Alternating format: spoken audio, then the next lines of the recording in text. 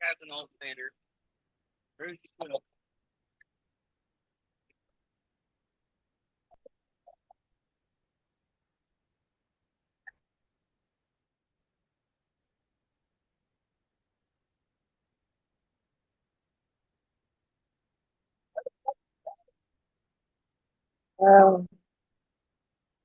Behind the battery cover.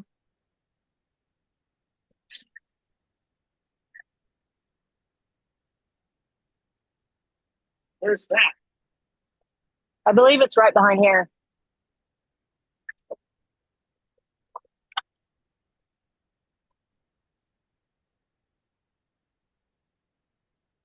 Okay, Maybe not. we'll get started. Go ahead and get this call to order. Does anybody have anything under old business that they want to start out with for audit and review? Okay, well, we will start with STEMI report with Brooke.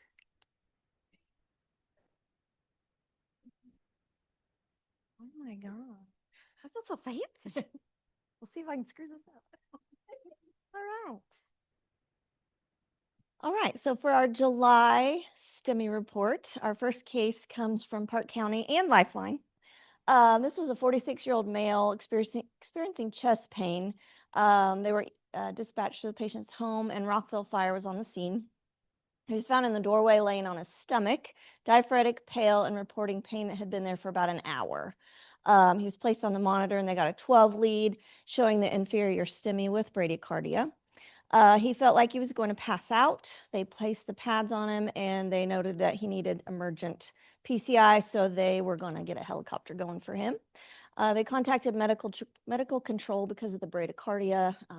Atropine was advised, and they gave it to him. eBridge notification was sent to the ED for the STEMI alert. Lifeline came, transported the patient to the Terre Haute.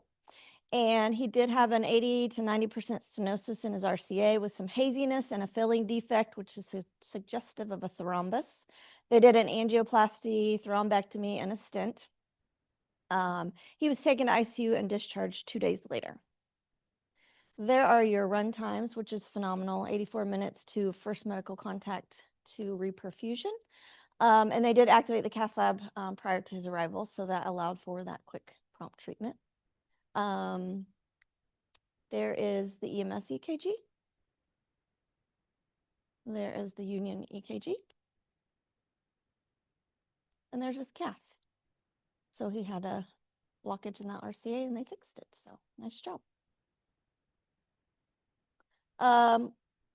Highlights, obviously used eBridge. They got rapid assessment, identified that he would need air at transport since they were so far out. Excellent teamwork between Park County, Rockville, and Lifeline. Nice job. Any questions on that one? Next one, this is Terre Haute Fire. This is a 64-year-old female called out for chest pain. The medics found her sitting on her couch, reporting that her chest pain felt different than her previous chest pain episodes. She was clammy, diaphoretic, and was short of breath. They did an EKG indicating sinus bradycardia with ST elevation in leads 2, 3, and AVF with depression in leads V1 and 2. A STEMI alert was called in via iHern. She got to the hospital and they found a 99% subtotal occlusion in that distal segment of the RCA just before the bifurcation. This was successfully stented. They also found an additional LAD stenosis, but they were going to intervene that at a later time. She was taken to ICU and discharged the following day. I looked her up before I did this report, and she is participating in cardiac rehab and at home doing well. There are your run times. Again, excellent. 72 minutes first medical contact to reperfusion. Great job on all of that. I don't have the EKG for Terre Haute Fire. There's the Union EKG. And there are her cath images. Nice job. STEMI alert was called in via iHern. All the goal times were met. There's always an opportunity for that transmission of EKG, but in Terre Haute, they're always so close. Sometimes it takes longer to do that than to just call it in. So nice job. Thank you, everybody. I'll hand the batons over.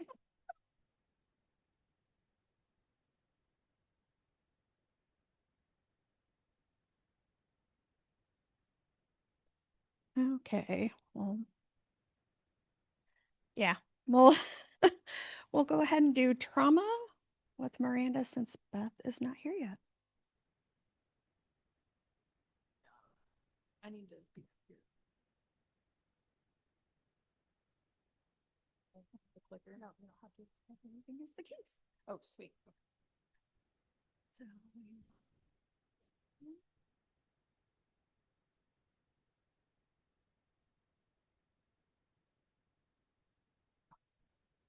Good morning.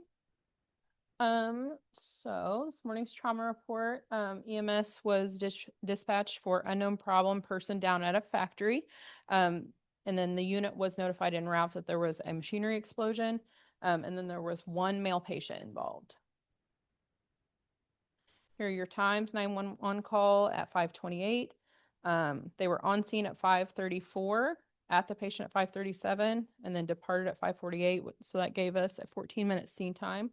So it's technically fallout for trauma.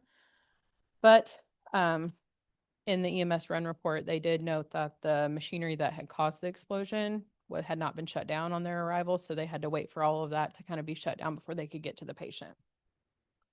The patient was lying supine on arrival, not conscious or alert, laceration to the back of his head, blood from the left ear, crepitus to the left chest. He had abrasions, and it was just noted that he was hypotensive. They did an EKG, started 2 IVs, and then it said 100 mLs of normal saline was administered.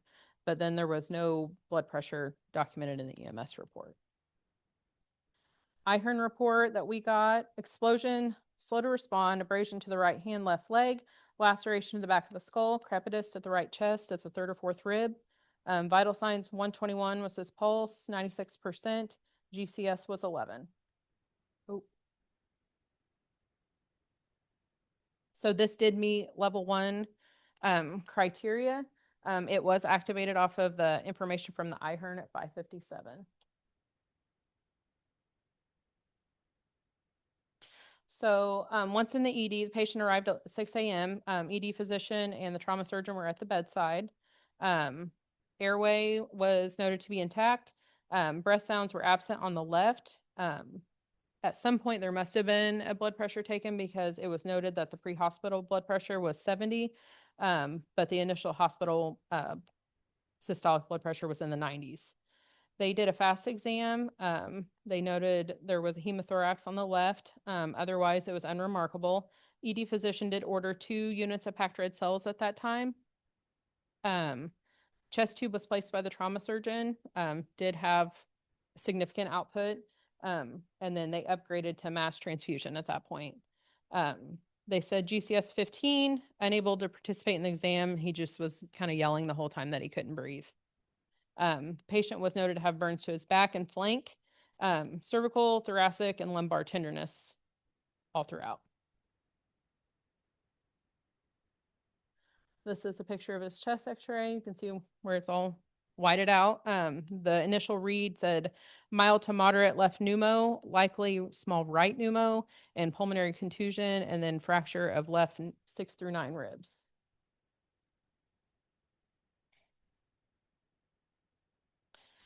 Secondary survey, head and face, there was laceration abrasion to the back of the head, bleeding from bilateral ears, left chest tenderness. He had burns to the back, flank, buttocks, and then burns to the right shin. So lab work, they ordered a CBC. That was unremarkable. CMP, ALT was 157, AST was 302, and his lipase was 235. So all elevated there. Everything else was kind of not just mildly elevated or low. ABG initially was, his pH was 7.2, O2 was 74, CO2 36.5, bicarb 14.5. They did do a second chest x-ray after they placed the chest tube, just showed the chest tube in place with resolution of the pneumo. The pelvis was unremarkable, and then they did defer additional imaging and workup just due to need for transfer. So in the ER, this patient received 2 liters, IV fluid, fentanyl, Dilaudid, morphine, Ativan, Ancef, and a tetanus update. Total blood products that he received here, 6 units of packed red cells, 1 unit of platelets, and then 4 units of fresh frozen plasma. They requested transfer to Eskenazi. The patient was accepted there. So he left with diagnosis of left hemothorax and burns. He was transferred via air. So his total ED time here was 105 minutes. And so that meets our goal for transfer. Our goal is 120. So, and then at the time of transfer, he had 600 mLs out in his Pleuravec. So then I received follow-up for this patient from Eskenazi. He was a level 1 trauma on arrival there, met by the trauma and ED teams. Diagnosis, so this is all as of yesterday. Deep partial thickness burns to the back, glute, and hand. Total burn surface area is 4.5%. Bilateral lung contusions, left lung laceration, trace left pleural effusion, bilateral small anterior pneumothorax, left chest wall, subacute air and hematoma, left 1 through 3 posterior rib fractures, and left posterior 4 through 8 rib fractures. Right 1 through 2 posterior rib fracture and comminuted posterior 7th and 11th rib fracture. T2 through 7 spinous process fractures, left transverse spinous process fracture, T2 through 9.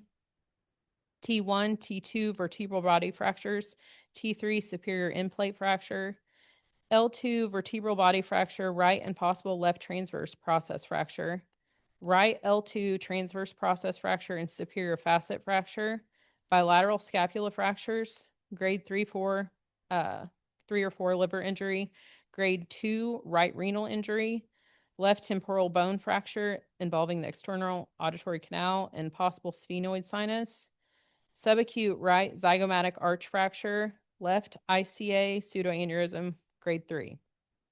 So the patient was intubated on arrival there due to the confusion and agitation in the setting of the unstable spinal fractures. Hospital day number 2, he went to the OR for spinal stabilization of T12 through L3. Hospital day 4, he went to the burn OR for debridement and skin grafting. Hospital day 8, he returned to the burn OR for final debridement and definitive grafting. And then as of yesterday, he's still admitted pending acute rehab discharge.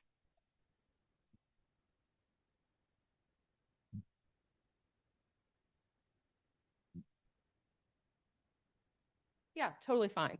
No big deal. I mean, yeah, completely. It was like whatever they're. It said it came out of they called it an extruder, so it like shot whatever the plastic. I don't know what they specifically make at that factory though. So no, it was Revolution. I Googled it and it's down on Locust, like Fruit Ridge and Locust area. So I don't know what they make there, but let me go back.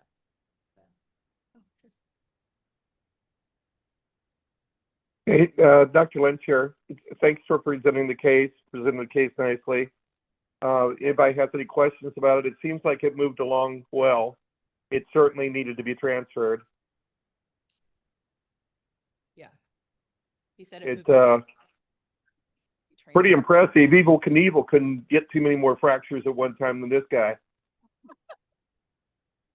Pretty impressive. That's a lot of injury. You add that all up. Yeah. So it's amazing that he's making it.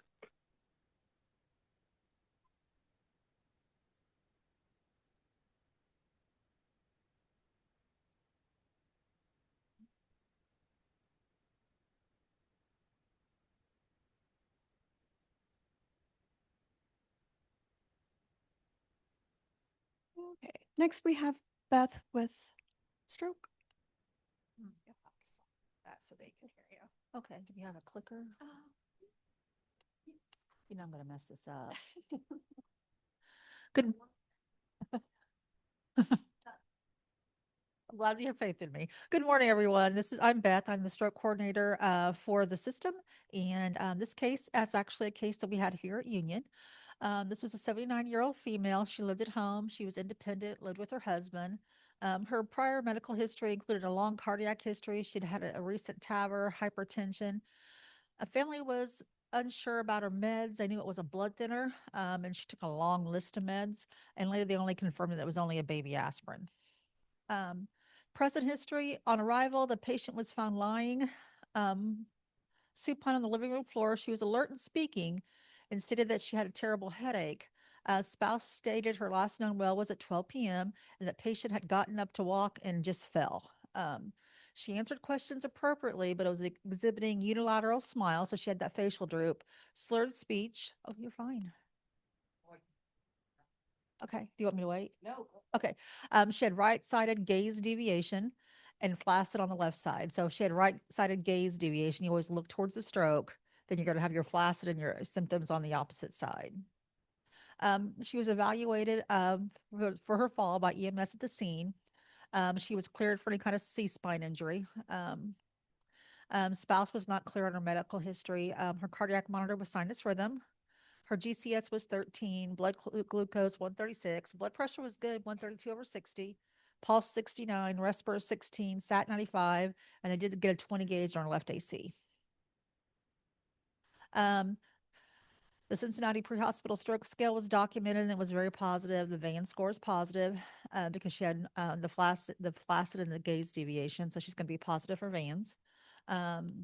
They did attempt to call Union ER through the E-Bridge, but they were unsuccessful. They were coming from Park County, so we all know how it's hard to get calls out up there. So NIHERD was utilized. Okay. Okay.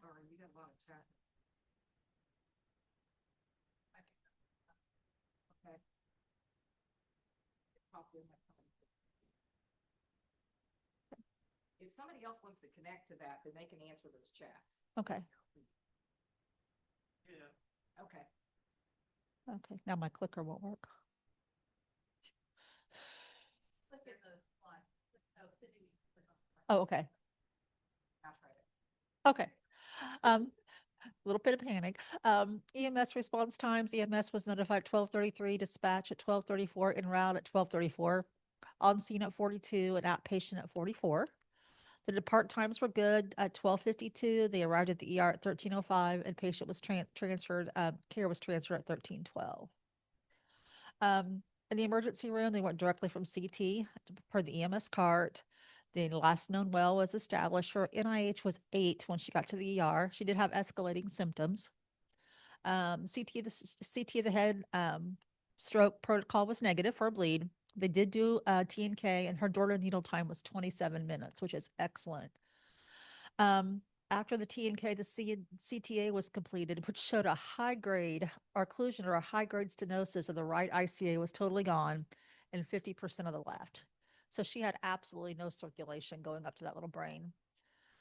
They did contact the neurointerventionalist, the Goodman Campbell, and she was sent to St. Vincent for mechanical intervention. She was transferred via stat flight. Her door in, door out was 3 hours and 35 minutes. With our stroke program, as with trauma, that goal is 120 minutes. But so many times there's so many factors that play into that. So that wasn't terrible for what it could have been. I don't. I'd have to go back and look. I think it was just a several different things with this one. I think it was just, getting everything lined out to get her there. Opportunities for this one, really strong clinical documentation in the EMS chart. There's good response times. The pre-hospital stroke scale was completed, a VAN was completed, the stroke alert was called, and actually it was a pretty good door in, door out time, all considered. From what we have seen in the past, we've had some that go 6 hours waiting on beds and transportation and everything that's gone on in our world right now. And I did want to share with you that our program recognition. Union has a very strong stroke program, and we were recently awarded by the American Heart Association for our Clinton program for Rural Stroke Gold. That is the highest award they give through the Get with the Guidelines for a Rural Health program. Our program here at Union also took top honors for a primary stroke center. We were Gold Plus, I think, for like the 5th or 6th year in a row. We also got Target Stroke Honor Roll Elite, which is what I'm really the most proud of, because that shows that we were consistent across all the measures, all those 17 stroke measures that go into the stroke program, that we were consistently ranked high. And our only Achilles heel is our dysphagia screening, but find me a stroke program that doesn't have that. And we also got type 2 diabetes on a roll. That means all of our stroke patients are given diabetic education here in the hospital. And we know that is just rampant in our community. So I'm very pleased that we did this one. And another thing that I'm really proud of is on the 29th of June, Clinton ACHC visited Clinton, and we actually had a perfect survey. And that goes on. I mean, I can't speak enough about the Clinton team and all they've accomplished, but there was absolutely no deficiencies were identified and no citations were received. They received the full 3-year accreditation, but that's just the highest you can have through ACHC, because they can give you a unconditional for a 1-year accreditation. So we got the full 3-year with no mid-year visit. So really kudos to them. So thank you. And I want to thank you guys, because you have a tremendous impact as EMS on this program, because it takes the whole team and that fast recognition in the field, what you guys see, identifying those stroke programs, working with us, getting them here and giving the appropriate care outside the hospital sets us up for success here in the hospital. So I want to thank you guys for all the work you've done, and you guys are a great part of this program. So thanks. Mm-hmm.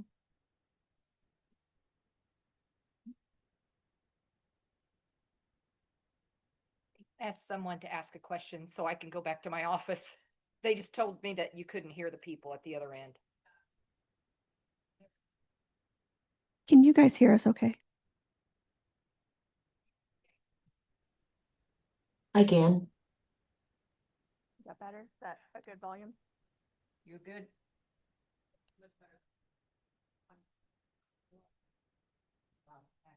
Okay.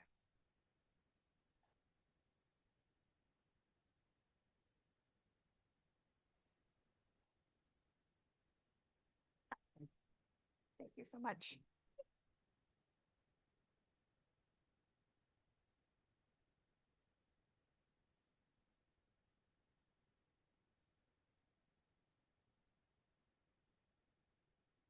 Dr. Finney, are you on?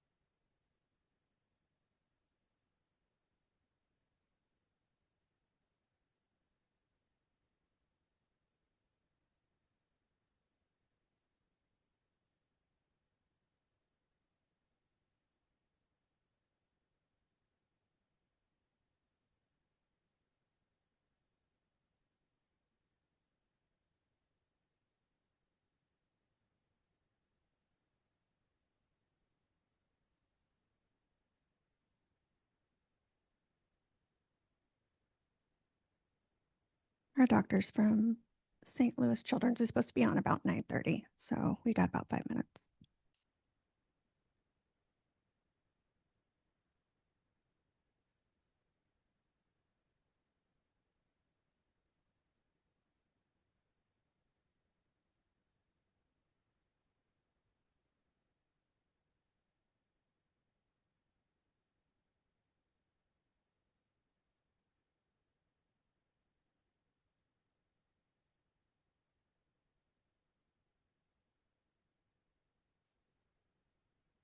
I guess, I guess medics are Yeah, you kind of.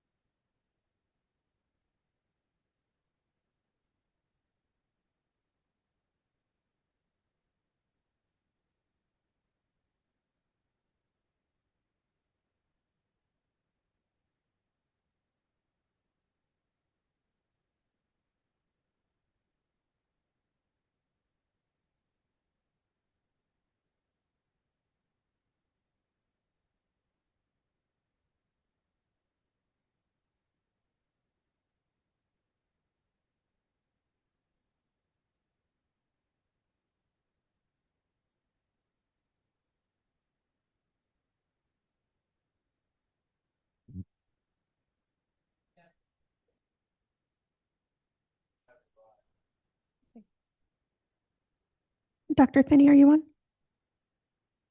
Yes, I'm here. Perfect. Okay, so I'd like to introduce Dr. Finney. He is a Washington University pediatric emergency medicine and EMS physician. He is board certified in pediatrics, pediatric emergency medicine, and emergency medical services. He serves as the medical director of EMS and the STAR program at St. Louis Children's Hospital. He is also the Missouri EMS for Children's Director of Pre-Hospital Readiness. Dr. Finney is committed to simplifying the pre-hospital care of children through interactive education, research, and quality improvement. Uh,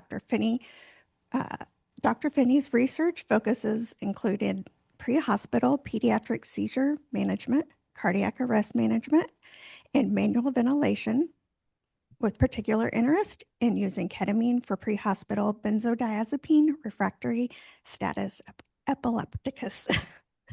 And he is going to be doing one of our talks today for the pediatric time critical diagnosis. And I'm not sure that you'll be able to do your slides. So if you just let me know when you want me to click, Yeah. you can do that. Yep, that sounds great. Everybody can hear me okay?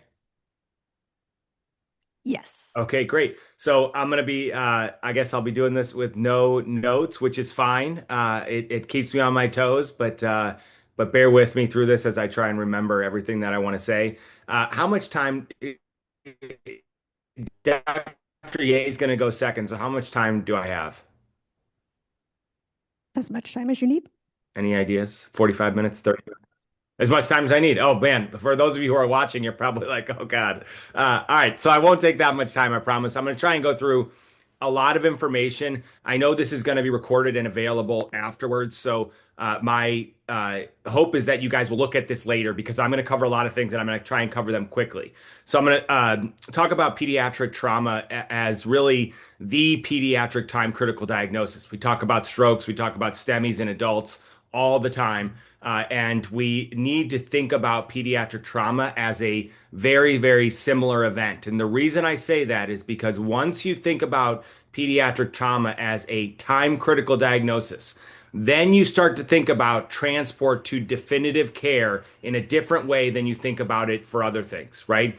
The reason I say that is if you think about a STEMI, you're going to be going to a institution that has capabilities to take that patient to the cath lab, right? We talk about, time to balloon time and all this kind of stuff, or time to cath lab, all these things in the adult world. If you start thinking about pediatric trauma in the same way, then getting that patient to that definitive care, to that academic center, to that pediatric trauma surgeon is going to be so much more intuitive. And I'm going to show you some evidence as to why that's so important. Here are our objectives. For the sake of time, I'm not going to read them off to you. We can go to the next slide. All right, so very briefly, pediatric trauma is a leading cause of mortality.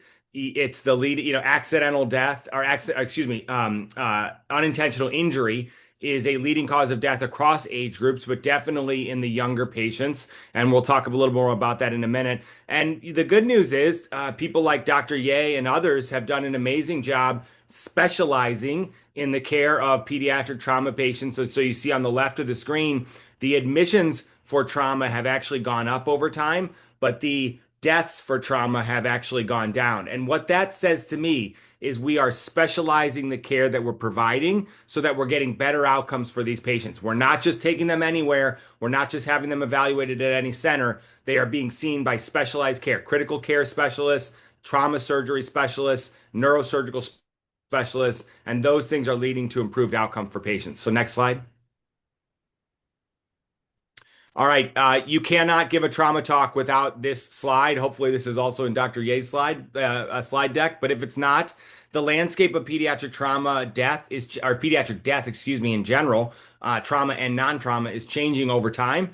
This was a study done from 1999 to 2020. They basically just looked at the causes of mortality in pediatric patients, and they found that firearm-related injuries are now the #1 all-cause leading mortality for pediatric patients. So these are unintentional, often unintentional, it's important, firearm-related injuries, penetrating injuries. Motor vehicle crashes are also on the rise, and then you can see down there at the bottom a huge uptick in drug overdose and poisoning, primarily related to fentanyl. So the pediatric deaths, we always think about pediatric cancer, SIDS related deaths, drownings, burns, congenital heart disease. The leading causes of death are really related to trauma, motor vehicle accidents, and particularly firearm related injuries. Next slide. Okay, so I want you guys to think about this for a second. Most pediatric trauma related deaths occur at what time point? You don't have to say it out loud, but I'll give you guys 5 seconds to think about your answer. So less than 24 hours from the onset of the accident, 24 to 48 hours, greater than 48 hours. Go to the next slide.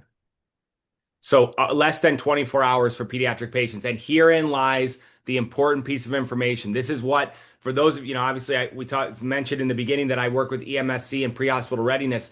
For those of you who are involved in pediatric readiness and the Pediatric Readiness Project, this is where the rubber meets the road. This is why children are unique from the adult population when it comes to trauma. They tend to die closer to that insult, closer to that injury event than the adult population. Next slide.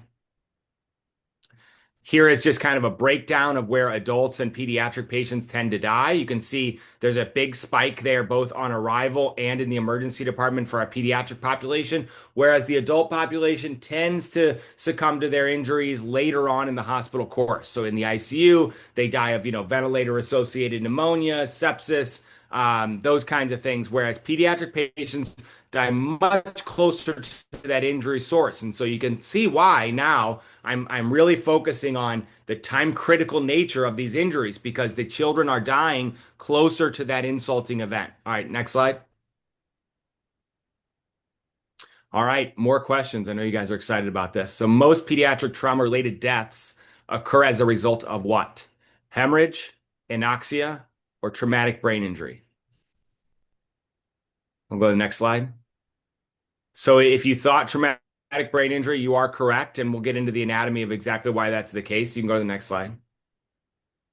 But first, I want to just highlight one more important thing. So remember how I talked about how pediatric trauma is a time critical diagnosis and getting those patients to a definitive care institution, a specialty care institution is so critical. And what I mean by that is a pediatric trauma center is so important. When you look at where children live nationally, there is a big variation in how close they are to trauma centers. And the vast majority of children don't end up actually getting transported directly to a tertiary care facility. They end up going to a local critical access hospital and then undergoing transfer. And what we know is that children die waiting in an emergency department room to get transferred to definitive care. So and if you look at this map, basically what it shows you is that only about 70% of pediatric patients, I don't have my notes in front of me, I'm trying to remember off the top of my head, live within 30 miles of a pediatric trauma center. So if you think about 30 minutes kind of as the time critical cutoff, that is my recommendation. And so about 30% of the kids live outside of that distance window. So then you want to start thinking about things like flight to get these patients to, for those of you who are working in rural settings, if you're 30, 40, 50 minutes from a trauma center, you need to be thinking about early activation for flight for a lot of these patients because this distance matters and it has an association with mortality. And there was actually, I don't have all the details on the top of my head, but there was a study that just came out in the last 6 months that basically showed the majority of pediatric trauma patients are not cared for at pediatric trauma centers. So we need to start figuring out a way, just like we've done with stroke and STEMI, to get these patients to definitive care. And I'll give you guys a very sort of morbid scenario. My family and I are next year are going to travel to Florida for spring break. I have 4 kids. The oldest is 7. We pack everybody up in the Suburban to drive to Florida. If I get in a car accident, as I'm leaving St. Louis, we are within 15 minutes of multiple trauma centers. The outcome for my children and for myself, pretty good there, right? We're pretty optimistic that we can have definitive care in a short period of time. I'm going through rural Louisiana on our way to Florida, and we get in a car accident, and we're maybe near a volunteer fire department. With nothing wrong with volunteer fire departments, but it shows you a lack of resources, right? Now, maybe we're 75 miles from the nearest pediatric trauma center, 100 miles from the nearest pediatric trauma center. Suddenly, the odds, the outcomes, the chance of good neuro outcome, good survival for my children become a lot lower, right? We've got critical pre-hospital professionals on scene who maybe don't see a ton of pediatric patients, so their pediatric readiness might not be great, and now you're a long distance from a children's hospital. Those things compound on each other to make it much less likely to have a good outcome. Next slide. All right. So there is no significant difference in survival for what age group between an adult trauma center and a pediatric trauma center. Um, I'm just going to go off right off the bat. If anybody picks A, we're going to have a special session after the lecture to talk about it. But it's for those of you, obviously, everybody should really know this one. 14 and older is a pretty good. You can go to the next slide. Is a pretty good indication of patients who are able to be cared for at adult and pediatric trauma centers. Now, there is a caveat. Just because you go to an adult center and you have the same medical outcome does not mean that you are given the same resources. So we will see, thanks to Dr. Ye and others at our institution, we will see children up to 18 years of age for trauma. And sometimes we get a few older than that sneak through the door. And the access to social work, the access to resources, the access to things like life outside of violence, those tools that we have in place, those social tools, are not always available at the adult centers, right? We tend at the pediatric centers, and I'll say this, knowing it might get some blowback, but we tend to be a little kinder, a little gentler, a little more patient than the adult world. And so there are unspoken things. In fact, we've done studies, I haven't, but in St. Louis, they've done studies that have looked at returns for similar injuries after gunshot wounds, and it is higher in the adult population when you're treated at an adult center than when you're treated at a pediatric center. So the chance of you coming back with repeat injuries is more likely, and I think that has to do a lot with the social sort of structure that's available inside the children's hospitals. So next slide. Okay, next slide. All right. So I've spent the first 15 minutes of this talk discussing why pediatrics is a time-critical diagnosis, the changing landscape of pediatric death and its association with trauma and unintentional injury. And I've even hinted at some differences when we talked about leading cause of death and traumatic brain injury. Now we're going to get into the real sort of meat and potatoes of this talk, which is why? Why are pediatric patients unique from the adult world? And you will hear people out there, I know some of them, I'm friends with some of them, who will say children are tiny adults, right? And I think there's some truth there in the sense that, hemorrhage is hemorrhage, and, a gunshot wound in a lot of ways is a gunshot wound. And so there is, in some ways, a lot of similarities, right? But we're going to focus on why they're not exactly the same and why it's so important that these patients are cared for at specialized facilities. So next slide.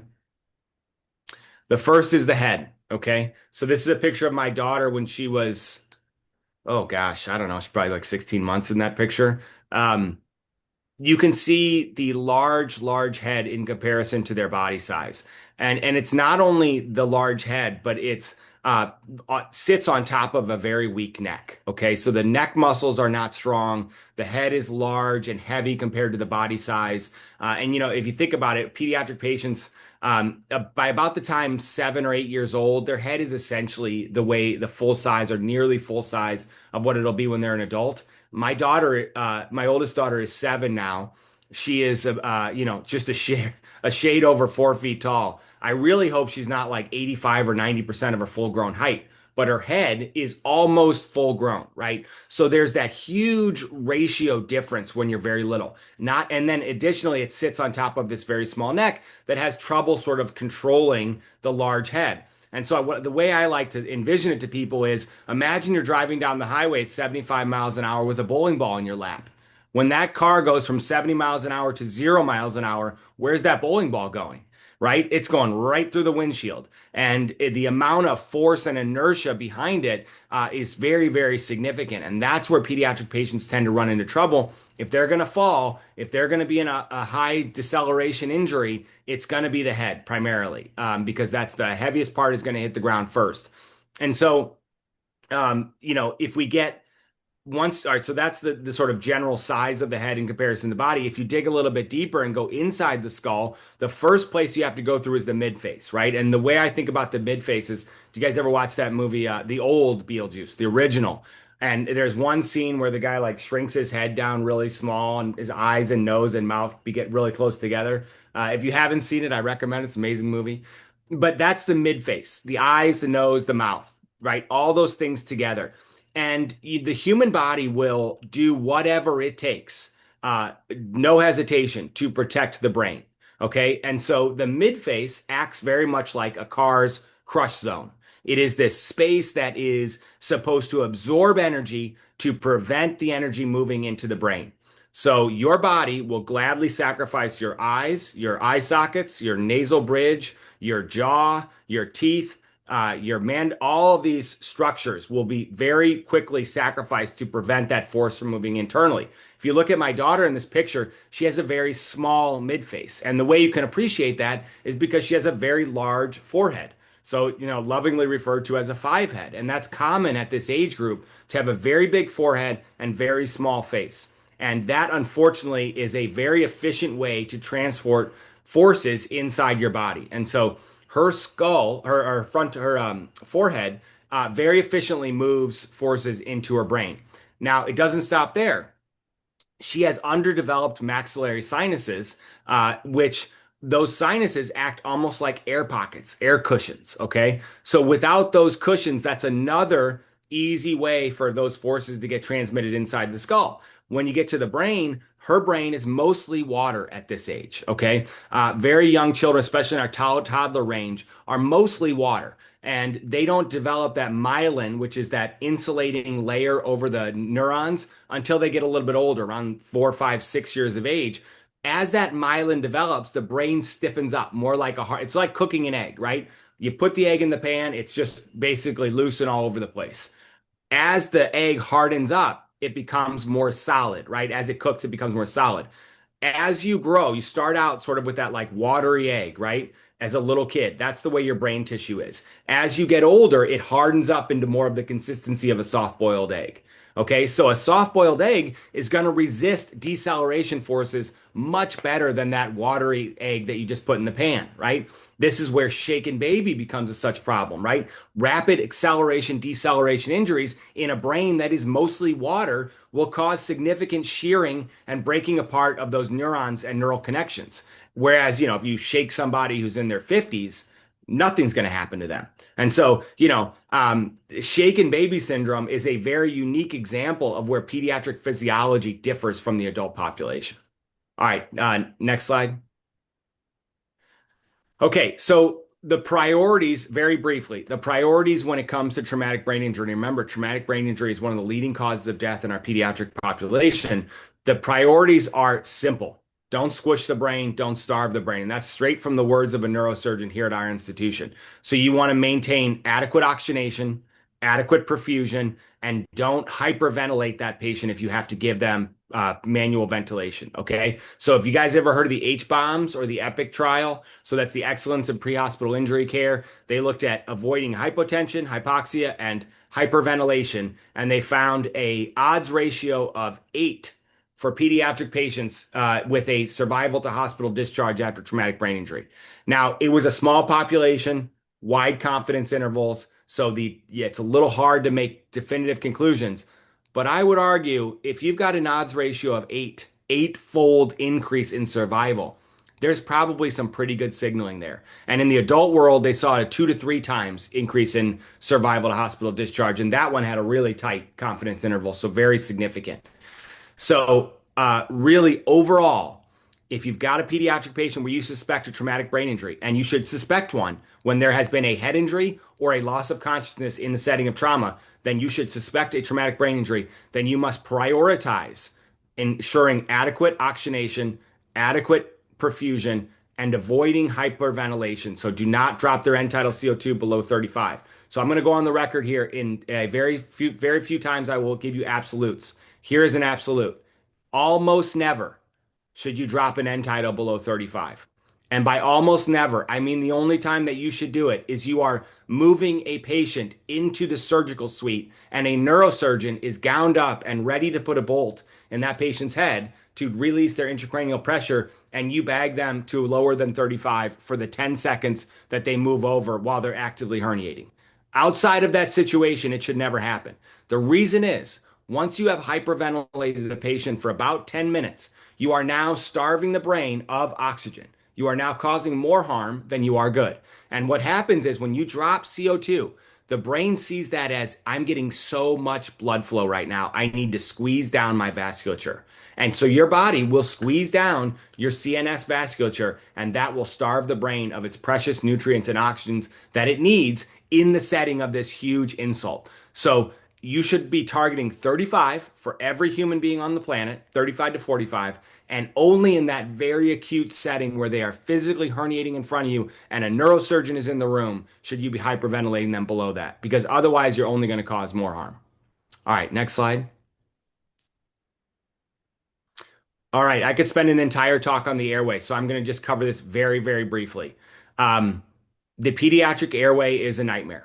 It's an adult difficult airway every day of your life. Okay, so the way you prepare for an adult difficult intubation, right? We're thinking of the morbidly obese 55-year-old with COPD and CHF who has no neck, right? How many of you guys have encountered that patient?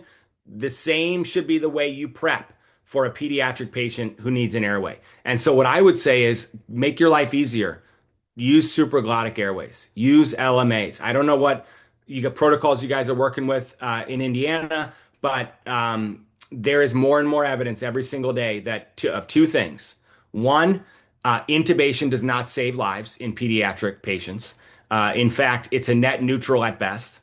And number two, laryngeal mask airways or supraglottic airways are just as effective as endotracheal intubation. So, I know for a lot of us, I was a paramedic and I understand the significance of getting an airway and the accomplishment of that. Unfortunately, I see a lot of patients who come in who have received multiple airway attempts and who have suffered hypoxic episodes that we can't get back, right? So make your life easier, make the patient's outcome either the same or better, and just place a supraglottic airway. Get used to using those, get sizes all the way down to a newborn, and get comfortable with using those overall in pediatric patients. Next slide. I already said this, but right, well, not really, actually. This is a good point. There's two things that I hear all the time in EMS. One is the closest, most appropriate facility. I hope I have spent the first 30 minutes of this talk showing you guys why the closest facility is almost never the most appropriate facility. Those two terms do not coexist together. They are separate terms, and it is almost never closest and most appropriate. There's always a closest, right? But there's rarely a most appropriate. That's number one. Number two is I intubated the patient to protect their airway, right? Unless you're getting on a helicopter, I don't believe this term. I think this is something that's been passed down over time, and we have convinced ourselves that a tube somehow protects an airway. There are a lot of times in pediatric patients where they are obtunded, unresponsive, GCS of 7, whatever you want to call it, where they are protecting their airway just fine. So it is not a knee-jerk GCS is less than 8, or they're not responsive, or they're altered. Should not be a knee-jerk to let's place a tube. Okay, what it should be is let's get them on monitors, let's bag them if they need it, let's place a supraglottic airway if we have to, and then we'll go from there, right? So I just want to caution you guys, you will hear this taught in paramedic school all the time. Secure the airway, right? Altered mental status, got to protect the airway. I'm going to get a bumper sticker that says protect this airway, right? It's become like the old Under Armour saying of protect this house. It's not the same, and I want to caution you guys about falling into that trap. So next slide. All right, briefly, spinal cord injuries, because I kind of already talked about how the neck is weak and holding a very heavy head on top of it. Just know that pediatric cervical spine injuries are rare, about less than 1% of trauma-related injuries, whereas traumatic brain injury is present in about 80% of pediatric traumatic injuries. So it goes to show you the variation there. But when they are present, they tend to be much more harmful. This has to do with, one, the fact that the head is so large, but also it has to do with the fact that the bones are soft and the ligaments stretch easily. So you can get a lot of movement without necessarily having a fracture, like you would in an adult. Additionally, you can have in the pediatric population, because the head is so much larger than the body, the center of gravity sits much further out away from the body. So the center of gravity in this child in this picture is right around C1 or C2, right near that connection of the base of the skull to the cervical spine. Whereas for me, my center of gravity, because my head stopped growing at some point, at least physically, it stopped growing, and my thoracic cavity has continued to grow as I've gotten older.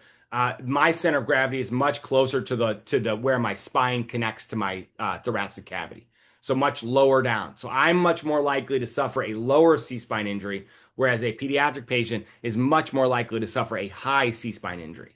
Next slide. So when to collar, we've actually Julie Leonard out of National Children's, no, was it Nationwide, excuse me, in Ohio, has done amazing work over the last 20 years to finally validate a decision rule for pediatric cervical spine injury. And it's pretty much like adults, right? So this is good. This is one way, even I can say it. There are times when you can treat children like tiny adults. And here's actually a pretty good indication. So are they altered? Do they endorse neck pain? Do they have neck stiffness, refusal to move their neck? Are they not moving their right arm? Were they in a high-speed mechanism and they are hemodynamically unstable? Do they have a diving, not drowning, but diving related accident? So just as an aside, drownings rarely involve cervical spine injury. Unless you have a known mechanism, like I drove my ATV into the water, or I drove my wave runner into a pier, or I jumped off a 40-foot tire swing, unless you have that history, that known history, then do not put those patients in a cervical collar. So on the record, unknown history in the setting of drowning or a known history that doesn't clearly tell you trauma, no cervical collar, okay?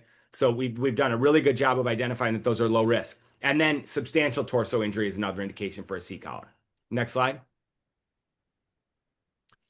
Very briefly, when we talk about traumatic cardiac arrest in pediatric patients, it's important to consider airway as a very common cause of traumatic arrest in the pediatric patient.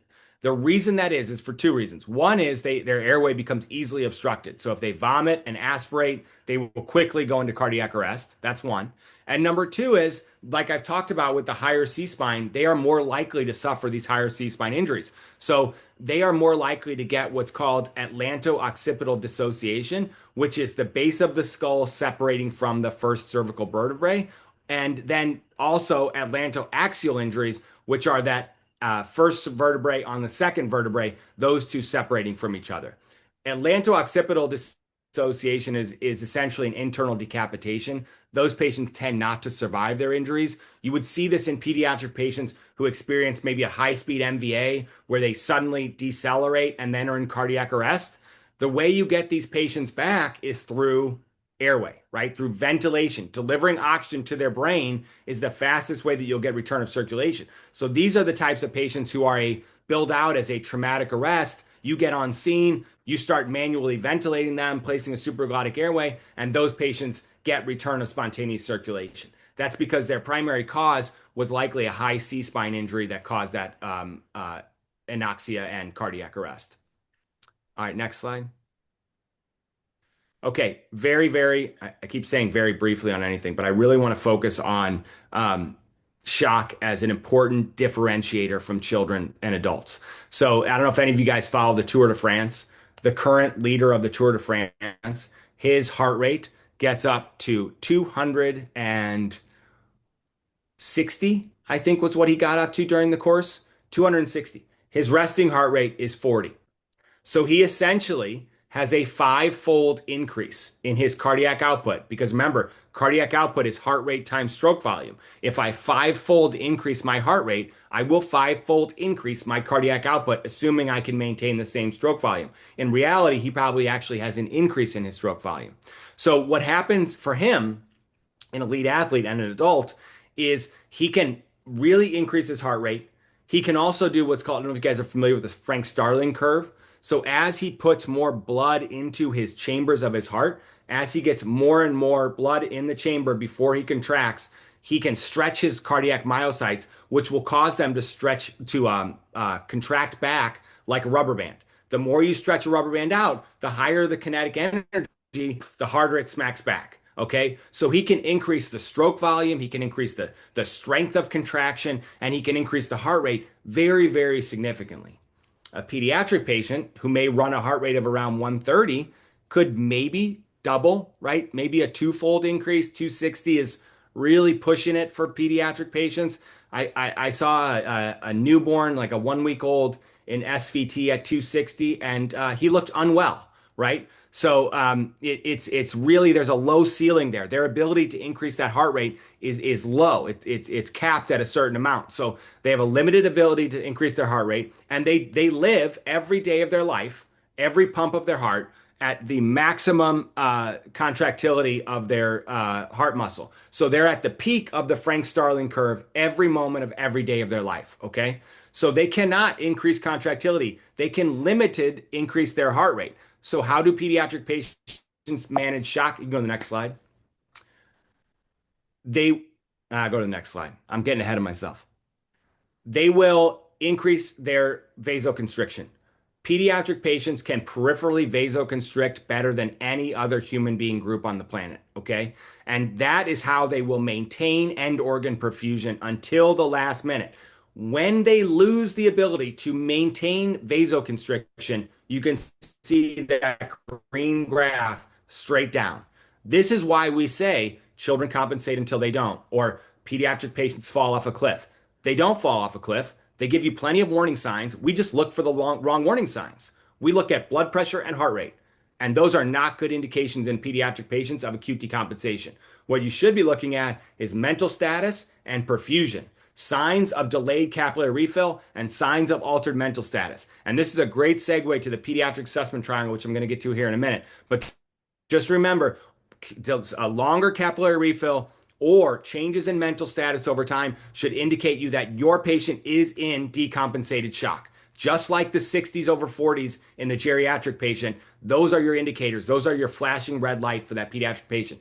Don't wait, don't delay, start treating them immediately. Next slide. All right, we got that. You can go to the next slide. All right, I'm going to move through this faster to try and get done, but most common pediatric thoracic injury is a pulmonary contusion. Next slide. The reason it is, next slide, is because of this picture of my son, right? So he's about 4 years old in this picture. He has no subcutaneous tissue. He has no muscle mass. He has a very, very small thoracic cavity, just like the head of my daughter that I showed you guys earlier. Forces are going to be delivered internally much easier. His thoracic cavity, so if you guys have little kids, you ever give your kid a really big hug and their rib cage squeezes a little bit? That pliability of the rib cage does an amazing job to allow for forces to go internally. If someone hits me in the chest with a baseball bat, I will break ribs, which will dissipate the forces, right? My son's ribs will not break. Those forces will go right into his lung tissue. So remember, blunt trauma, pulmonary contusions are a very common cause of injury. And also, his diaphragm sits very low, and his liver and spleen are exposed outside of his rib cage. So whereas our rib cage will cover, you can go to the next slide. I think I actually have it next slide.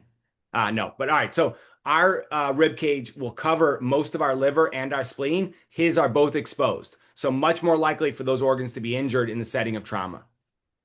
And so just to hint at you guys, since I basically gave it away, you've got a child who has a diffusely tender abdomen after he hit himself on his bicycle, most likely, and we, unfortunately, Andrew can attest to this, we see this injury not uncommonly.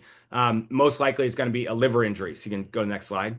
Duodenal injuries also occur, pancreatic injuries also occur, but they are going to be a little more indolent and definitely less common because the liver is so exposed under the patient's chest. And I will tell you, we have seen liver injuries in the emergency department where kids have been talking and acting appropriately other than just endorsing some abdominal pain at home for at least an hour after the injury. And they come to the ER and found out to be in, acute hemorrhagic shock. That's their ability to maintain that peripheral vasoconstriction. They can compensate for up to 30% blood loss and still maintain that end organ perfusion. Next slide. All right, very briefly, next slide. Don't forget about hypothermia. Pediatric patients have a high body surface area, and they will lose heat rapidly. I can count on one hand, one finger, the number of pediatric trauma patients that I have seen in our emergency department who have shown up who are warm. They are always cold, and it increases that coagulopathy. So you start bleeding, you get cold, you lose out all your clotting factors. Now you become acidotic because your end organ perfusion is bad. Clotting factors don't want to work when you're acidotic, so you bleed more, you become more cold. It's harder for you to then perform clotting, and the cycle continues and continues and continues. Okay, so always, always, if the back of your ambulance is not warm for you, it is not warm enough for the patient. Next slide. Commit this triangle to memory, tattoo it on your chest, whatever works for you guys. This is the most important pediatric tool you will ever use. I don't care about sepsis scoring in pediatrics. I don't care about trauma severity scoring in pediatrics. If you follow the pediatric assessment triangle, appearance, circulation, and work of breathing, you will never miss a sick trauma patient. So most important of all of these is appearance, mental status. That is your key indicator of pediatric decompensated shock. That and then circulation. Those two things are going to be of primary importance. Focus on them. Commit to memory what a appropriate mental exam should be for a pediatric patient.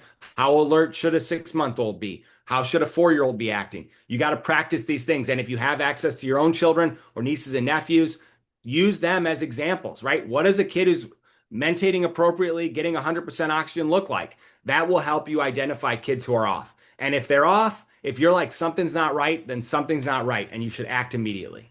Next slide. Don't talk yourself out of it. All right, common pre-hospital pitfalls. Tachycardia is your early warning sign. Don't assume it's pain. Don't assume it's nervousness, anxiousness, any of those kinds of things. Always assume worst case scenario. In the setting of trauma, tachycardia must be explained. You cannot just shrug your shoulders. You must have an absolute explanation of why that patient is tachycardic. And maybe it is because they're in pain. So give them pain medication. If you give them 2 of morphine and the heart rate doesn't come down, you need to start looking for other options, okay? Always think about internal bleeding as a possibility. Know what's normal. You can't know what's not normal until you know what's normal. So be able to identify normal behavior for age, and then always think about internal organ injury, even in the setting of minimal external signs of trauma. All right, so think about mechanism, think about the types of injuries you're seeing, and think about the potential that there's internal organ injuries. And always think about getting that patient to definitive care right away. Next slide. Non-axial trauma is a huge problem. We're missing it always. It's if you haven't seen pediatric non-accidental trauma, I can assure you that at some point in your career, it has seen you. So always maintain a high suspicion. Something's not acting up, pattern bruising, abnormal behavior, all those kinds of things you need to look at as possibilities. Next slide. These are the 10-4 faces. I recommend you guys download this and commit to memory this mnemonic, because this will help you identify signs of trauma. Remember, you are a mandated reporter. You cannot just pass it off to the ER and say, hey guys, we're suspicious for trauma. You must report it yourself. You are a mandated reporter as part of your job as a paramedic. Next slide. Okay, the last thing I want to touch on is whole blood and the administration of blood, not even whole blood, just blood and blood products in general in pediatric patients. We are seeing this growing in use in the adult world. Unfortunately, this study actually just came out, which showed that there are a lot of pediatric patients in the country using the NEMSIS database who could get blood, who are not getting it pre-hospital. And if we think about pediatric trauma as a time critical diagnosis and getting the care to the patient sooner, then we need to think about ways to deliver blood to pediatric patients in the pre-hospital setting. If you are part of an agency who has a pre-hospital blood protocol for pediatrics, I commend you. You are ahead of the curve, and I think that history will look kindly on your forward thinking because I think the evidence, it's just a matter of time before the evidence supports the use of blood in pediatrics the way it does in the adult world. Next slide. We are working on this in Missouri to try and establish who could benefit from blood. Where are the areas of the state? You're thinking 2-lane roads, rural areas, long distances to pediatric trauma centers. where could they benefit from blood the most. So we're currently in the process of trying to link our highway safety data with our hospital data to identify patients from specific areas and specific mechanisms of injury who could benefit earlier from pre-hospital blood, and then work to implement that blood in those regions. So this is probably gonna take me the rest of my career, but it's important work. So next slide. All right, last two things. TXA in pediatrics, it's not been definitively proven to be beneficial. It has not been proven to be harmful. Okay, so I think having a TXA protocol is reasonable. You can use this guideline as a guideline for setting up your own protocol. Tourniquets, absolutely in pediatrics. In fact, I was just listening to a prolonged field care and pediatric podcast the other day, and they talked about using the veterinary tourniquets that you use on dogs and cats on younger children. I absolutely support that. They are very inexpensive. Putting a few of those in your peds bag, you never know when they might come in handy, but there is no age cutoff for a life-saving treatment, right? So there is no age cutoff for a tourniquet. If you have a patient in hemorrhagic shock and they need to stop the bleeding, they need a tourniquet, okay? It doesn't matter what their age is. All right, so really, really important. Next slide. Check out the EMSC Innovation and Improvement Center, EIIC. If you just type in EMSC EIIC into Google, it will show up as a lot of free open access specialized pediatric tools, and a lot of them related to trauma. So you guys can, get guideline recommendations, you can get scenarios for training. So really encourage you guys to check this out. Next slide. Also, if you want to hear more about pediatric trauma or any other pediatric pre-hospital care, I do have a podcast with a doc out of Rady Children's in San Diego, so you guys can check that out. There's lots of good content on there. I promise we'll get a new episode out here soon. We've had a little bit of delay, but you'll hear a lot of this trauma talk on there as well if you missed anything. And I think that's everything. Thank you so much, Dr. Finney. Sorry, Dr. Yeah, I get long-winded. No worries. That was a good talk. It'll go very well with my portion.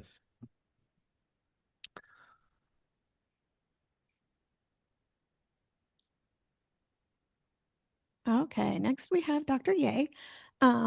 Introduce him. He is an assistant professor of pediatric surgery at Washington University in St. Louis. He's a native of Toronto, Ontario. He earned his medical degree at John A. Burns School of Medicine at the University of Hawaii. He completed his general surgery residency at University of Pittsburgh and his pediatric surgery fellowship at Washington University in St. Louis in 2022. Since 2022, he has served as trauma medical director at St. Louis Children's Hospital, one of the busiest ACS Level 1 pediatric trauma centers in the country. So, Dr. Ye, it's all yours, and just let me know when you want me to change to your next slide. Sounds good. Thank you for having me. My name is Andrew Ye. I'm going to talk today about some interesting trauma patients we've had here at Children's, and then just give some nuggets of information that I think will be useful when taking care of pediatric trauma patients. We can go to the next slide. I have no financial disclosures. Next slide. Okay, so let's get right into it. This is a 2-month-old girl that fell down some stairs. She wasn't secured in a stroller and fell out when the stroller buckled. Parents report no loss of consciousness. On exam, she has a little hematoma on her scalp. You're the parent at home, should that patient or that child come to the hospital? Next slide. Another story. So this is a picture of my twin boys on their bunk bed earlier this year. And this actually happened. Elliot was 5 at the time. He was messing around on the stairs of the bunk, or the ladder rather, and fell and hit his head off the blue corner of this shelf. It was witnessed. He immediately cried, had a little 1 centimeter cut on his scalp, and was bleeding. And my wife and I looked at each other. Do we need to bring him in? Next slide. So, as I'm sure many know, head injury is very common reason for children to go to the ED. Head injuries are the most common cause of death in pediatric trauma patients. But the vast majority of these injuries are quite mild. You can see the statistics listed here. Over 500,000 ED visits per year. 1 in 100 children every year are going to the emergency department for a head injury. Next slide. I won't belabor this, but a really important assessment is the GCS scale, how patients are behaving, and what their GCS score is really drives a lot of our decision making when these kids come to the hospital, whether we need to take more action or just observe them. Next slide. So I'm sure many know of these recommendations, but PCARN has put out really great recommendations on when patients need additional imaging to assess for significant brain injury. And at the end of the day, if the patient doesn't have a perfect GCS score of 15, they are likely going to get a CT scan. So if you look at this tree, if the patient has a GCS of 14, signs of altered mental status, or you can feel a skull deformity that's concerning for a fracture, those patients should get a CT scan right away. If they don't, meaning that their GCS is 15, but there are these other signs and symptoms. There's a scalp hematoma. There was loss of consciousness. There was a severe mechanism of injury where the patient's just not acting normally, according to the parent. There are good arguments to go ahead and get the CT scan, and there are other arguments that you can potentially just observe these patients. And at the end of the day, that's left up to the clinician's discretion and experience. Next slide. So, if the patient has imaging and has been shown to have a skull fracture, but no signs of bleeding in their brain, what should you do about these patients? We get called a lot of kids in the community. They went to an outside hospital, they got scanned. It shows a linear skull fracture, but nothing else. What should they do? And um, if that patient came here, we would certainly just observe that patient. And if they did well, were able to tolerate a diet, were acting normally, a lot of those kids would probably be discharged from the emergency department with close monitoring by the parents. If a hospital calls us with this exact story, we often say that that patient doesn't necessarily need to come here as long as they're behaving normally and there's no other concerns. Um, if the story isn't consistent, there's any concern about accidental trauma, those patients should be admitted or transferred, and a full evaluation from that aspect needs to be done. Next slide. So this was a paper published by a neurosurgery group in London, England, and they basically laid out many of the things I just discussed.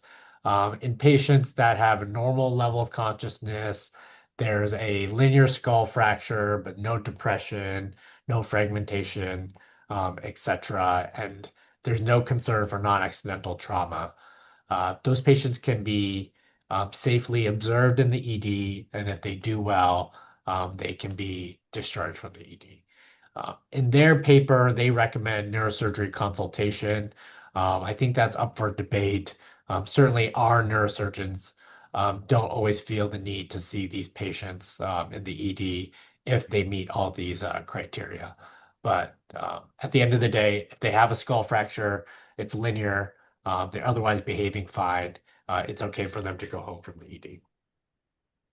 Next slide.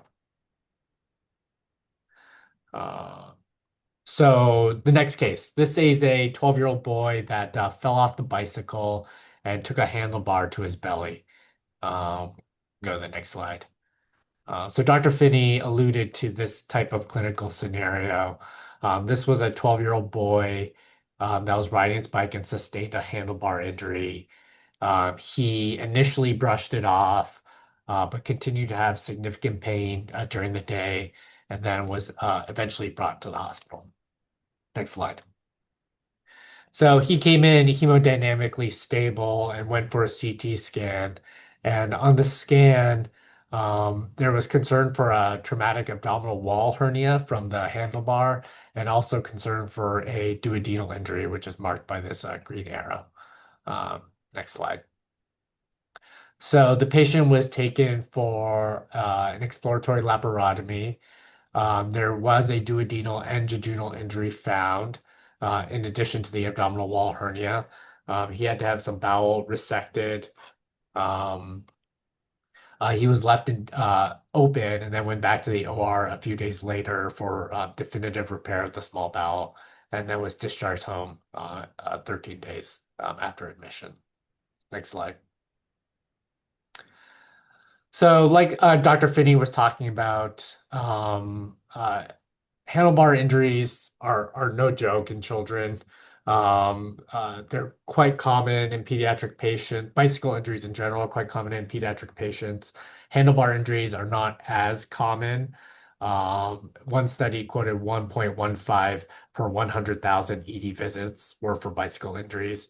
Of those bicycle injuries, about 20% were handlebar injuries. This is a picture of what happens. The child falls, the handlebars rotate, and you take the handlebar right to the belly. And like I said, these are no joke. The literature reports 15 to 43% ultimately need some type of operation for this. And we had a bad one here too about a month or so ago, who died from a handlebar injury. So they can cause a lot of damage. Next slide. Like Dr. Finney said, kids are not just tiny adults. They're more susceptible to intra-abdominal injuries. They have thinner abdominal walls, less protective fat. Their organs are proportionally larger compared to their body.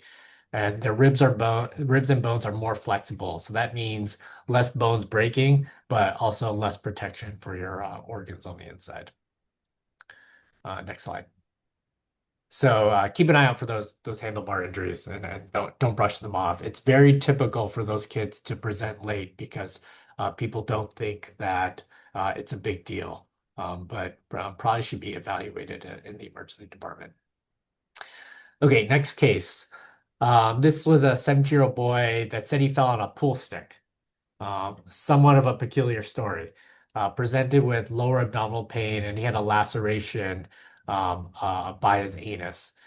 He went for a CT scan that didn't show much. There was maybe some fluid down in his pelvis, but nothing definitive. Next slide.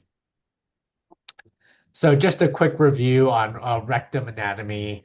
It's usually thought to be about 15 centimeters in length in an adult. And then the distal two-thirds of the rectum is extraperitoneal, while the upper third is intraperitoneal. So that's important for surgeons because that intraperitoneal part, any repair that needs to happen there needs to come from above, meaning a open operation to the belly. Doesn't have to be open, but an operation to the belly. While if there's a rectal injury in the lower two-thirds in the extraperitoneal portion, you can approach those from the anus, but they can also be harder to get to and repair when that happens. Next slide.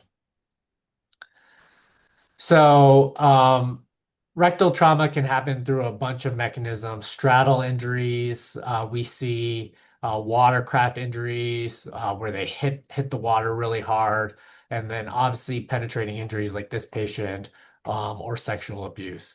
Um, Imaging studies aren't always reliable in telling you that there's an injury to the rectum. And if you have a high enough suspicion that there is one, the gold standard is an exam under anesthesia and actually looking at it with your eyes. You can use a speculum, but a proctoscope, like the one shown here, is usually the best instrument to see rectal injuries, particularly if they're higher up or proximal. Next slide. So, given this patient's mechanism, even with the CT scan being equivocal, was taken to the OR for a rigid proctoscope. There was a significant amount of blood in the rectum, and it was difficult to see if there was an injury. So, given that, an exploratory laparotomy was performed. They identified a rectal injury, which was repaired, and then he was given a temporary colostomy. He did well postoperatively and eventually had his ostomy reversed. Next slide. This patient was a 3-year-old girl that fell on a table and was brought to the ED. She had significant abdominal pain and also had a laceration right by her anus. Again, went for a CT scan. There was some fluid in the pelvis, but nothing definitive. Next slide. So she was taken for exploration. They actually found a piece of the table in her belly, which was removed, as you can see here. Next slide. Um, and she ultimately had a colostomy as well and did well, and that was reversed. Um, and then this third patient was a 4-year-old who presented with abdominal pain and no reported history of trauma. Parents did not report anything. Um, he went for a CT scan. There was a lot of free fluid. It was presumed to be perforated appendicitis. In pediatrics, adults too, if it's badly perforated, we try to avoid an operation initially.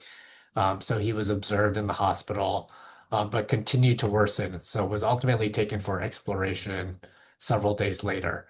And what they found was not appendicitis, but a rectal perforation, concerning for abuse. Next slide. So there's clearly a difference between rectal foreign bodies and penetrating injuries to the rectum, but there's some overlap as well. In the literature, rectal foreign bodies are increasing. If you can see, these are cases that have been reported, and there's been a steady upward trend as time has passed. Next slide.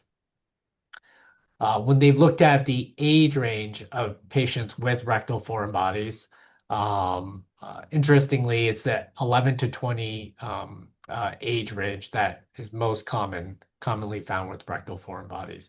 So this is a common issue in pediatrics. Next slide. Anytime a patient comes with a retained rectal foreign body or there's concern for rectal perforation from a foreign body, a thorough history and concern for non-accidental trauma should be had. So just like any patient with concern for non-accidental trauma, you want to get a history. If it's vague, if the story evolves, if it's inconsistent, that's concerning.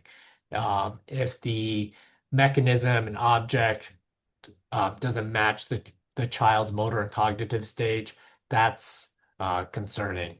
So if that 17-year-old with the pool stick that went up his bottom was a 3-year-old, that's obviously not consistent with that patient's cognitive stage. And then the exam needs to be consistent with the story. If it's not, that should make you concerned for non-accidental trauma. Next slide. So just to close on those cases, the teenager with the pool cue, underwent, a thorough evaluation. Non-accidental trauma was ruled out, and he did well. The child that fell on a table, the story was felt to be fairly consistent, and the patient did well, and there was no, it was felt not to be non-accidental trauma. And then that last patient, um, ultimately care was taken away from the parents, and the patient had a long hospital course, but ultimately did quite well. And last I heard from him, he was with his grandparents and thriving. Okay, this next case. This was a 9-year-old girl that was hit by a car. This was a witnessed event. She was standing at the side of the road and was clipped by the side mirror of a car. She presented to the hospital in stable condition, but became progressively unstable. And this was her chest X-ray on initial presentation, when she was relatively stable.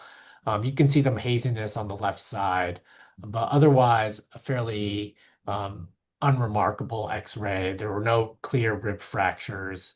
The cardiac silhouette is normal. We felt overall reassured by this X-ray. Next slide.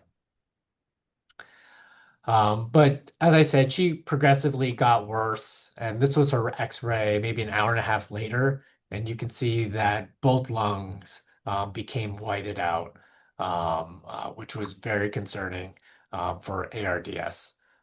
Next slide. And what we ultimately found in terms of her injuries was when we CT scanned her, if you look at this picture, she had sustained a ventricular septal rupture of her heart. So if you look here, the left ventricle and the right ventricle are connected with contrast here, concerning for a rupture. And then this is a diagram. In a patient of this age, if you get a spontaneous rupture, you're going to get left to right shunting of your blood. So you're going to get more blood going into your pulmonary circulation, leading to overcirculation. And that can lead to an ARDS picture like she was quickly developing. Next slide. So once we identified this, she was already in the ICU, becoming more and more unstable. We had to put her on ECMO because of the instability. Our interventional cardiologists took her for an emergent cath, and they were able to place a patch in her ventricular septum. Unfortunately, that patch didn't fully close the defect, and she continued to have shunting. And ultimately, about a week and a half later, she went for open repair of her ventricular septal defect with our cardiac surgeons. After that procedure, she immediately came off ECMO and did quite well, and she was discharged from the hospital 2 weeks later. Next slide. So, this is a very rare injury. In the literature, there are maybe 60 cases reported since 1970. This was a case report out of Toronto. They had 2 patients, one that was very stable that went for repair several weeks later, one that was not stable and went for emergent repair of their ventricular septal defect. The proposed mechanism is that when that trauma patient is hit, the heart is in late diastole, early systole when it's completely full, and that rapid hit to the sternum or the chest causes quick compression of the heart, leading to this rupture. Like I said, it's quite rare. This patient had essentially no other major injuries, no rib fractures, no sternal fractures. There was lung contusion, but that got better on its own. It was almost an entirely isolated VSD rupture, which is rare. And again, speaks to the fact that children, they have thinner abdominal and chest walls. They have less protection from their bones, and can lead to peculiar injuries like this. Next slide. And then to close, children's, St. Louis Children's, we unfortunately see our decent share of penetrating injuries and gunshot wounds. We pride ourselves on seeing kids up to age 18. So we do see a lot of teenagers that come with penetrating injuries. Um, this was a 16-year-old boy that sustained a gunshot wound to his head.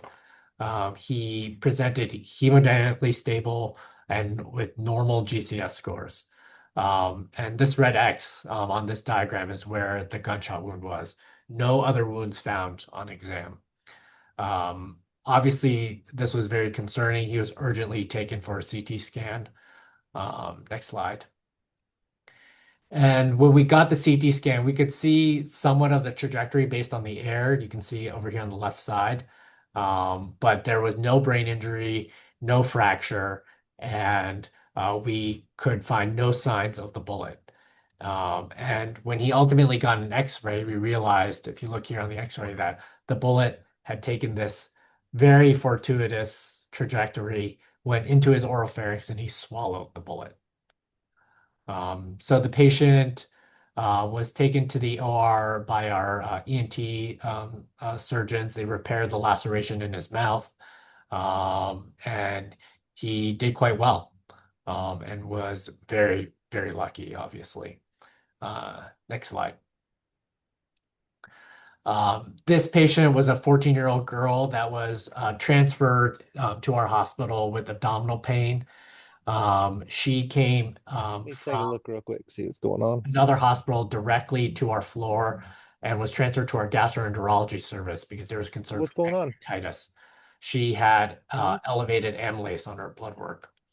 Mhm. And upon evaluation on the floor, she was found to have this little wound on her belly that led to a CT scan, an X-ray, and they found what looked like a bullet in her belly.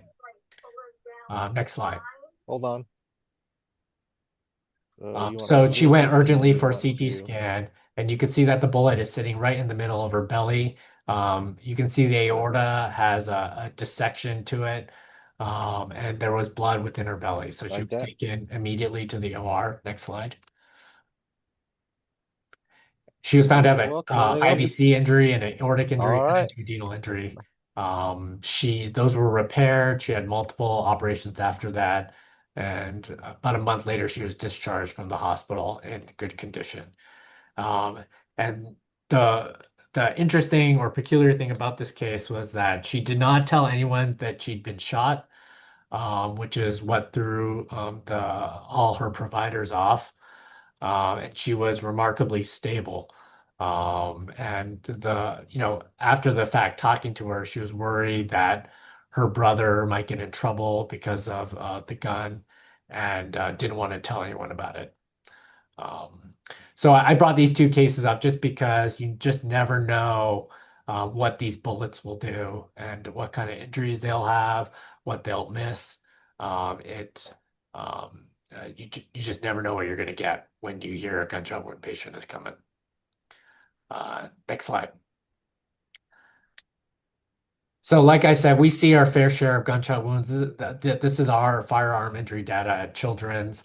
You can see we saw a spike in gun violence during COVID, which has tapered off. And last year, we actually saw a pretty large drop in the gunshot wounds we see, which was reassuring. Next slide. We do a lot of community outreach. We have a really great gun lock program within our hospital system where gun locks are provided at no charge to ensure that guns are stored safely. And then also, like I said, have a lot of community outreach events where we talk about gun safety. And with that, we can go to the next slide. And that's really all I had. Happy to take any questions, comments.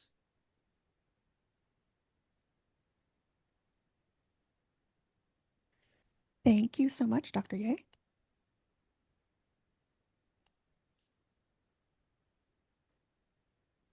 Okay, well, that that is it. Here's the QR code for credit for today's audit review. If nobody has anything, I'll leave this up for a little bit. Thanks, everyone. Thank you so much.